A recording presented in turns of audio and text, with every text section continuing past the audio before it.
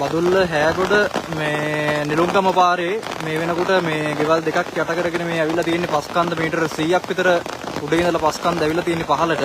ගෙදර හිටපු තුන් දෙනෙක් එක්කම ගේ තිබ්බ තැනක්වත් හොයාගන්න නැහැ. මේ වෙනකොට මේ බොඩිස් දෙකක් අරන් ගිහිල්ලා තිනවා. තව එක්කෙනෙක්ගේ බොඩි එකක් හොයනවා. මේ හරි පරිස්සමෙන් යන්න වාහනවල යනවා නම් කට්ටිය මේ ගේ තියෙන තැනක්වත් හොයාගන්න තැනක් නැහැ. මේ උඩ ඉඳලා ඇවිල්ලා තියෙන්නේ පස් ටික මීටර 100ක් 150ක් විතර උඩ ඉඳලා තමයි පහළට ඇවිල්ලා තියෙන්නේ. ගෙදර හිටපු කට්ටිය පාන්දර 6:20ට වගේ තමයි පස්කන්ද ඇවිල්ලා තියෙන්නේ.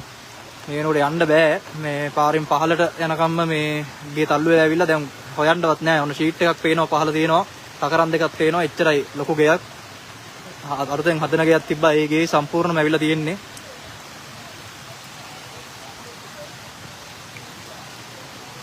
ඔය පේන්නේ උඩින් පස් ටික ආපු පාර. මීටර 100ක් විතර ගල් පොත්ත ඉරාගෙන තමයි පහළට ඇවිල්ලා තියෙන්නේ.